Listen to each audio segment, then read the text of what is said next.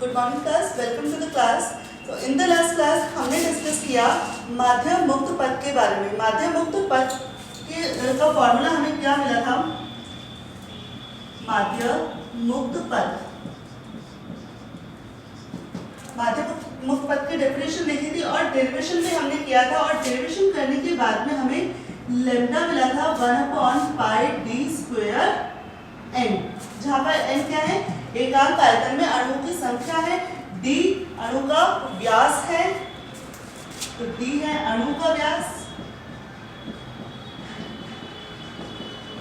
और n है एकांक आयतन में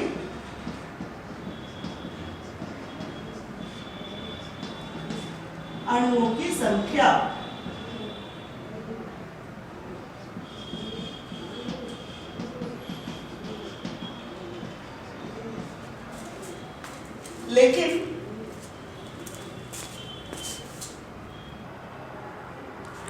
लेकिन जब हमने मैक्सवेल के वेग वितरण नियम को आधार बनाकर ये फॉर्मूला देखा तो हमारे पास एक्चुअल लैम्डा का फॉर्मूला आया, lambda is equal to 1/√2πd²n।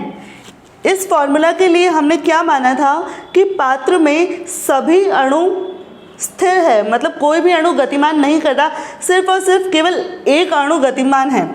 एक अणु है जो गति करता है और अन्य सभी अणुओं से जाकर टकराता है और इस तरह से गति करता है, जिसे यादृच्छिक गति कहा जाता है। लेकिन मैक्सवेल ने क्या कहा कि पात्र के अंदर सभी अणु गतिमान होते हैं, इसलिए हर एक की गति को इम्पोर्टेंस देना ज़रूरी है। और जब मैक्सवेल के वेग वितरण नियम को आधार बनाया गया इस डेरिवेशन के लिए, तो हमें लैम्डा का मान मिला 1/√2πd²n।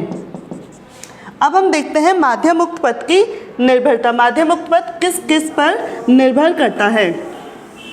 गैस के सभी अणु एक समान होते हैं, यानी कि D का मान तो नियत हो गया। तो किस पर डिपेंड कर रहा है? मेनली एकांक आयतन में अणुओं की संख्या पर ये डिपेंड कर रहा है। अब अणुओं की एकांक आयतन में अणुओं की संख्या को किस प्रकार से प्रदर्शित किया जा सकता है, इसको देखते हैं।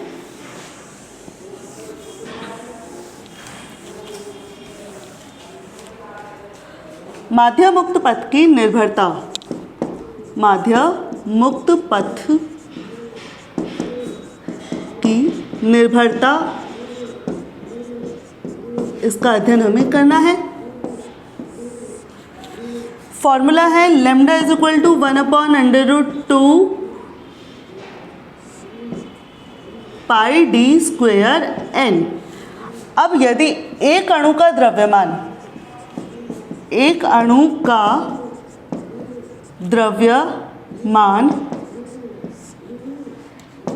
m है, एक अणु का द्रव्यमान m है, तो n अणुओं का द्रव्यमान कितना होगा? n अणु का द्रव्यमान होगा mn, ठीक है। तो एकांक आयतन में द्रव्यमान, जिसे क्या कहते हैं? घनत्व कहते हैं। तो गैस का घनत्व के लिए क्या करना होगा?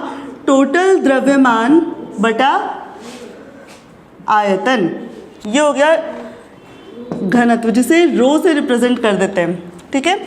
तो रो इज इक्वल टू हो गया mn/v। n/v को क्या लिखा जा सकता है? स्मॉल n, एकांक आयतन में अणुओं की संख्या हो गई रो।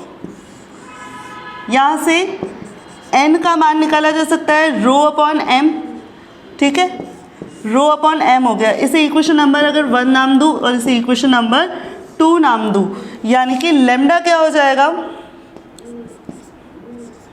लैम्डा इज इक्वल टू हो जाएगा 1/√2πd²n की जगह क्या लिखा जा सकता है? ρ/m, यानी कि m ऊपर चला जाएगा, ठीक है। यहाँ से क्या दिखाई देता है हमें?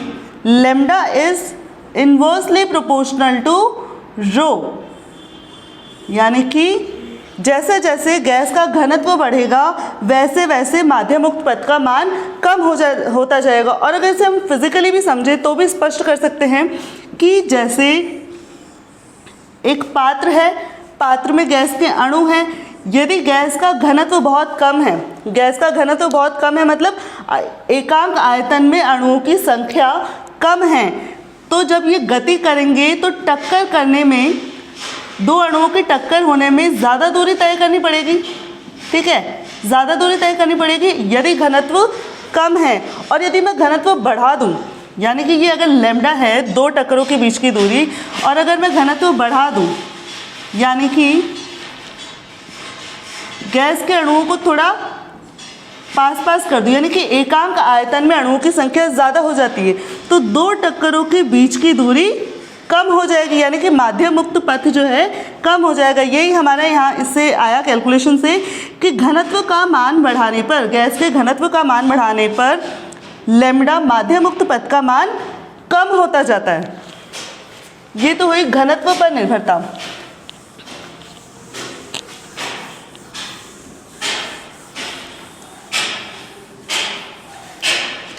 एक बार यहाँ लिख लेते हैं घनत्व पर क्या निर्भरता आई। Lambda is inversely proportional to rho, घनत्व के व्युत्क्रमानुपाती हो गया। अब देखते हैं इसकी निर्भरता। n को और किस तरह से लिखा जा सकता है? आइडियल गैस इक्वेशन अगर हम लें, घनत्व पर निर्भरता। दूसरा हम देखते हैं आइडियल गैस इक्वेशन।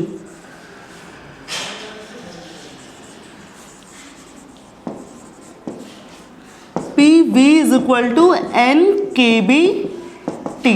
ठीक है, यहां से आयतन को इधर ले जाऊं तो ये क्या हो जाएगा, सॉरी v आयतन है, तो P इज इक्वल टू एकांक आयतन में अणुओं की संख्या n, Kb और T, यानी कि n को यहाँ से लिखा जा सकता है P अपॉन KBT।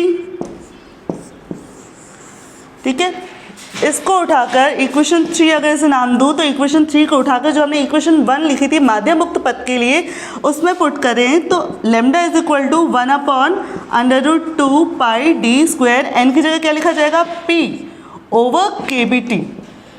ठीक है, यहाँ से हम क्या देख सकते हैं कि लैम्डा माध्यम मुक्त पथ is directly proportional to T, ताप के समानुपाती हो गया, और lambda is inversely proportional to P, दाब, यानी कि जैसे जैसे ताप बढ़ाया जाएगा लैम्डा का मान बढ़ेगा, और जैसे जैसे दाब का मान बढ़ाया जाएगा लैम्डा का मान, माध्यम मुक्त पथ का मान घटेगा। दाब बढ़ाने पर अणु पास पास आएंगे और उनमें टक्कर बढ़ जाएगी। ठीक है, तो माध्यम मुक्त पथ का मान कम हो जाएगा। इस तरह से हमने किस किस पर निर्भरता देखी। एक देखी घनत्व पर निर्भरता, जैसे जैसे गैस का घनत्व बढ़ाया जाएगा माध्यम मुक्त पथ का मान कम होता जाएगा, जैसे जैसे ताप बढ़ाया जाएगा माध्यम मुक्त पथ का मान भी बढ़ेगा, और जैसे जैसे दाब बढ़ाया जाएगा वैसे वैसे माध्यम मुक्त पथ का मान कम होता जाएगा।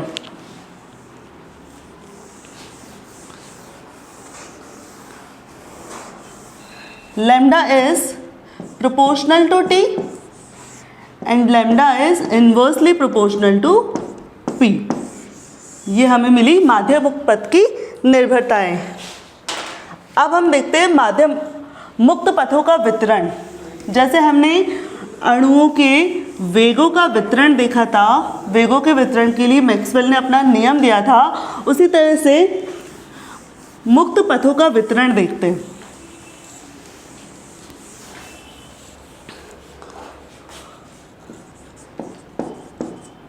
मुक्त पथों का वितरण।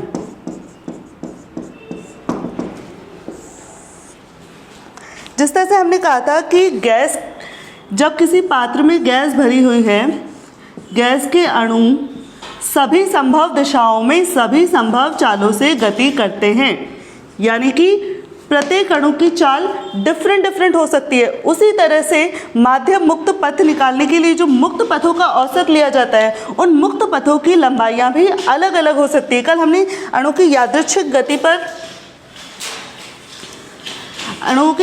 गति के बारे में हमने पढ़ा था। तो हमने कहा था कि अगर किसी एक अणु को गतिमान माने तो एक अणु गति करके एक टक्कर करता है यहाँ पर, फिर एक टक्कर करता है यहाँ पर, फिर एक टक्कर यहाँ। इस तरह से अणु की गति कैसी होती है? यादृच्छिक गति होती है। तो यहाँ प्रत्येक टक्कर में तय दूरी, एक टक्कर में तय दूरी दूसरी टक्कर में तय दूरी से भिन्न हो सकती है, यानी कि मुक्त पथों की लंबाइयाँ अलग अलग हो सकती है। ठीक है, तो इसीलिए मुक्त पथों का वितरण का नियम भी हमें देना पड़ा। इसे ही हम आगे देखते हैं, मुक्त पथों का वितरण।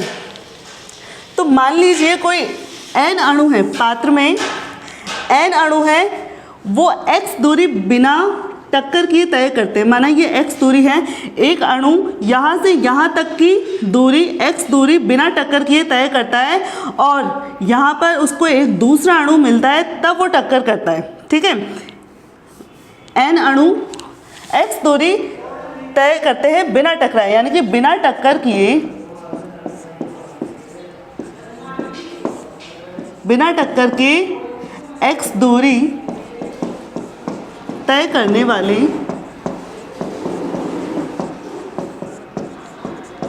अणु n लिए हैं। तो अगर x के बाद dx दूरी और तय करें, यानी कि x से x प्लस dx दूरी में, x के बाद x प्लस dx दूरी में यदि इन n अणुओं में से dn अणु टक्कर करें, ठीक है, यानी कि x प्लस x से x प्लस dx दूरी में टक्कर करने वाले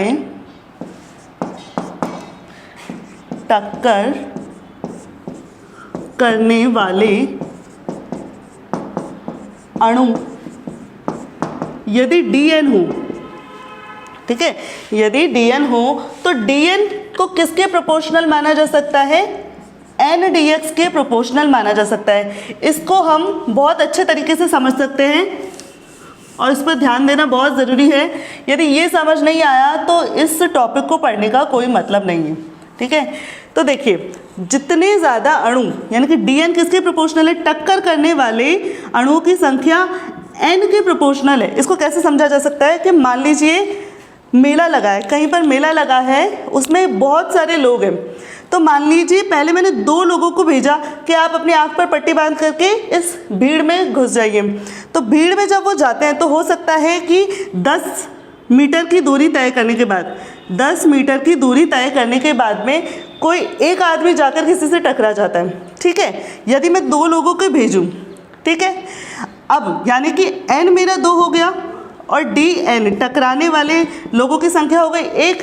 अगर मैं ऐसे सपोज करिए 10 लोगों को भेजूं कि 10 लोग भागते हुए जाइए और भीड़ में जिससे भी जाकर टकराना है टकरा जाइए, तो 10 मीटर की दूरी तय करने के बाद हो सकता है 5 लोग टकरा जाए, मतलब प्रायिकता बढ़ जाती है, 5 लोग टकरा जाए।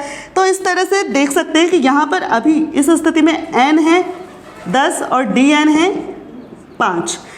तो जैसे जैसे n का मान बढ़ता है, जैसे जैसे n का मान बढ़ता है dn का मान भी बढ़ता है। सेम यही स्थिति होती है अपने गैस के अणुओं के साथ में। इसीलिए कहते हैं, इसीलिए हमने ये लिखा है कि dn is proportional to n। अब समझते हैं dx को।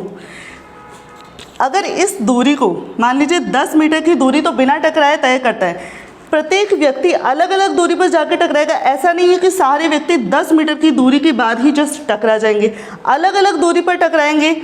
यानी कि 10 मीटर की दूरी करने के बाद हो सकता है एक आदमी 11 मीटर पर टकराया, हो सकता है एक आदमी 12 मीटर पर टकराया। ठीक है, तो इस तरह से जैसे जैसे अगर मैं इस रेंज को, dx की रेंज को मैं कर दूं 5 मीटर, यानी कि 10 मीटर के बाद आगे आने वाली 5 मीटर की दूरी में टकराने वाले लोगों की संख्या 10 में से है मान लीजिए 5।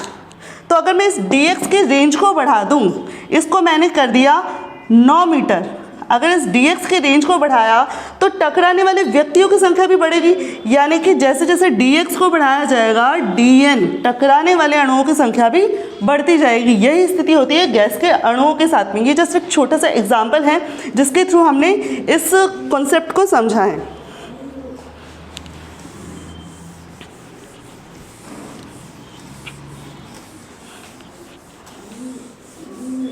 ठीक है, प्रोपोर्शनलिटी कांस्टेंट हटाएं तो हमें मिलता है minus P C N D x.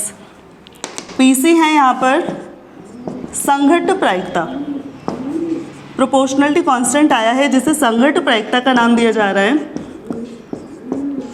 और नेगेटिव साइन किस वजह से आया है, ऋणात्मक चिन्ह। क्या शो करता है कि जैसे जैसे x का मान बढ़ता है वैसे वैसे n का मान घटता है। ऋणात्मक चिन्ह ये शो करता है कि जैसे जैसे मैं x की रेंज को बढ़ाऊं, ठीक है, x की रेंज को बढ़ाया जाएगा। मान लीजिए पहले x की रेंज इतनी है, ठीक है, अब x की रेंज इतनी है, यानी कि बिना टकराए x दूरी तय करने वाले अणुओं की संख्या। n क्या है, टक्कर नहीं करने वाले, dn तो है टक्कर करने वाले अणुओं की संख्या, और केवल n क्या है, टक्कर नहीं करने वाले अणुओं की संख्या, जो कि हमने पहले ही स्पष्ट कर दिया है। तो जैसे जैसे इस x की रेंज को बढ़ाया जाएगा वैसे वैसे नहीं टकराने वाले अणुओं की संख्या कम होती जाएगी, क्योंकि माध्य मुक्त पद का मान तो एक फिक्स है। तो अगर x का मान माध्य मुक्त पद से कम हुआ, ठीक है, तो ये टक्कर नहीं करेंगे, और माध्य मुक्त पद से ज़्यादा हो गया तो वो टक्कर करेंगे, ठीक है, यानी कि नहीं टकराने वाले अणुओं की संख्या x के साथ में कम होती जाती है। यही यहाँ पर ऋणात्मक चिन्ह दर्शा रहा है। टक्कर, यानी कि यहाँ मैं शॉर्ट में लिख देती हूँ, n का मान x का मान बढ़ाने के साथ घटता है, ठीक है। इक्वेशन नंबर 2 आगे देखते हैं। D N over N is equal to minus P C D X लिखा जा सकता है ऐसे। अब इस इक्वेशन का कर देते हैं समाकलन।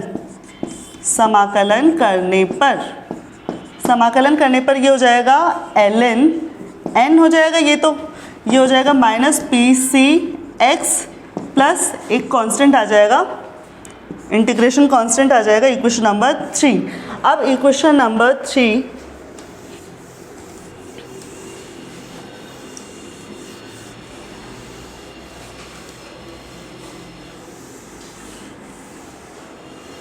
ठीक है, इक्वेशन नंबर 3 पे एक कंडीशन लगाते हैं।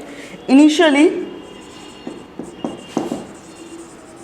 जब x इज इक्वल टू 0 हो, मतलब हमने अभी शुरू ही नहीं किया कुछ भी, तो n इज इक्वल टू होगा n नॉट, मतलब सभी अणु कैसे होंगे, बिना टकराए होंगे, कोई भी अणु टकराएगा नहीं x इज इक्वल टू 0 की स्थिति में। इसे पुट करते हैं इस इक्वेशन नंबर 3 में, तो ln n naught is equal to x का मान 0 हो गया, यहाँ 0 मिल गया, प्लस c हो गया, यानी कि c की वैल्यू हो गई ln n not, equation number 4। So using from equation 4 and 3, equation 4 से c की वैल्यू उठाकर इक्वेशन 3 में रख दें, तो ln n naught n is equal to minus P C X plus ln n naught, ठीक है, c का मान आया ln n नॉट। यहाँ से इसको इधर पक्षांतरण करो और लॉग के नियम हमें पता है,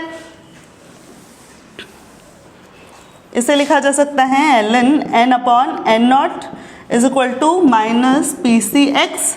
इसे लिख सकती हूँ मैं n इज इक्वल टू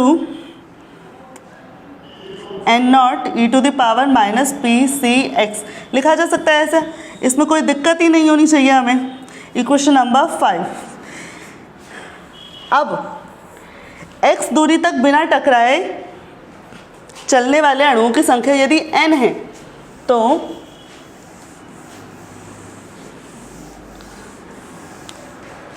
बिना टकराए x दूरी बिना टकराए x दूरी तय करने वाले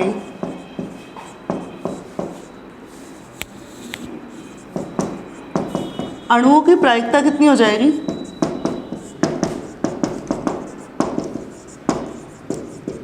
प्रायिकता हो जाएगी P से, अगर इसे डिनोट करें तो P will be equal to टकराने वाले अणुओं की संख्या अपॉन टोटल अणुओं की संख्या। इस इक्वेशन से n अपॉन n नॉट क्या होगा? e to the power minus P C X होगा। इसे इक्वेशन नंबर 6 नाम देते हैं। ये बहुत ही इंपॉर्टेंट इक्वेशन है। अब यहाँ पर देखते हैं पीसी का मान हमें फाइंड आउट करना है, ठीक है। पीसी का मान हमारे यहाँ पर क्या है? अननोन है। तो पीसी का मान ज्ञात करने के लिए हम क्या करते हैं? माध्य मुक्त पथ की डेफिनेशन का सहारा लेते हैं। पीसी यानी कि संघट्ट प्रायिकता, कोलिजन प्रोबेबिलिटी है। पीसी का मान ज्ञात करने के लिए माध्य मुक्त पथ की डेफिनेशन लेते हैं। माध्य मुक्त पथ लेमडा से डिनोट किया था इसे। Lambda will be is equal to कुल दूरी अपॉन कुल टक्करों की संख्या। तो कुल दूरी कितनी होगी? x दूरी तय कर रहे हैं, x दूरी तय करने के बाद में dn अणु टकरा रहे हैं, यानी कि टकराने वाले अणुओं की संख्या dx प्लस में dn है, ठीक है। तो x से मल्टीप्लाई करूंगी तो मेरे पास टोटल दूरी आ जाएगी, इसका समेशन कर दिया जाता है। और नीचे टोटल अणु कितने हैं? n नॉट, यानी कि मैक्सिमम कितनी टक्कर हो सकती है? n नॉट टक्कर हो सकती है, ठीक है।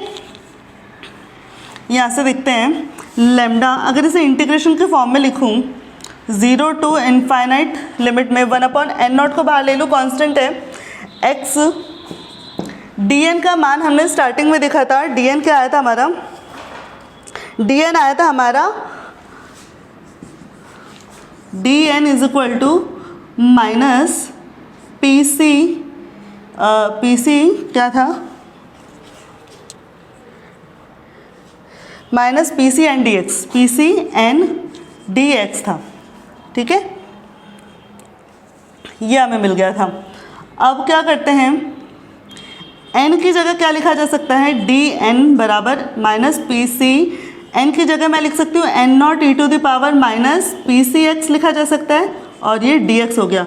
ये हमने इस इक्वेशन से लिख दिया है, n की वैल्यू लिख दी है यहाँ पर। तो डी एक्स की जगह मैं क्या रिप्लेस कर सकती हूँ? Minus P C N naught E to the power minus P C X D X, ठीक है। एन नॉट से एन नॉट कैंसिल कर दिया जाता है। Lambda is equal to integration 0 to infinite minus P C constant है, constant को बाहर ले लिया जाता है। P C X E to the power minus P C X D X. इस तरह का इंटीग्रेशन हमने पहले भी यूज़ किया था। तो यहाँ से लेमडा मुझे मिल जाता है पी सी इंटू, इसका इंटीग्रेशन क्या हो जाएगा? 1 अपॉन पी सी स्क्वायर, ठीक है। यहाँ से एक पी सी से एक पी सी कट जाएगा और लेमडा इज इक्वल टू मुझे मिल जाएगा 1 अपॉन पी सी, ठीक है। Lambda is equal to 1 upon P C हो गया, यानी कि P C is equal to क्या हो जाएगा? 1 upon lambda. P C is equal to हो जाएगा 1 अपॉन लेमडा। पी सी की वैल्यू ही हमें फाइंड आउट करनी थी। अब इस पी सी की वैल्यू को उठाकर हम रख देते हैं इक्वेशन नंबर 6 में। इसे यहाँ से इरेज कर देती हूँ अभी। पी सी की वैल्यू को उठाकर हम रख देते हैं इक्वेशन नंबर 6 में, यानी कि P बिना टकराए x दूरी तय करने वाले अणुओं की प्रायिकता P हो जाएगी n upon N naught is equal to E to the power minus P C की वैल्यू आई हमारे पास 1 अपॉन लेमडा, तो माइनस x अपॉन लेमडा। ये आ गई मेरी प्रायिकता, बिना टकराए x दूरी तय करने की प्रायिकता। इसीलिए x दूरी में टकराने वाले अणुओं की प्रायिकता क्या हो जाएगी?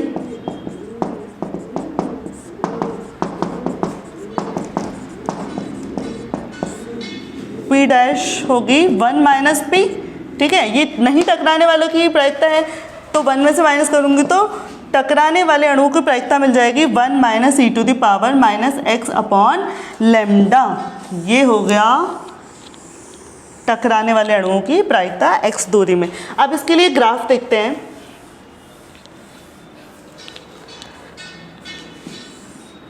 ग्राफ देखते हैं इसके लिए, इसको इधर लिख देती हूँ, प्रायिकता। ग्राफ देखें x के साथ में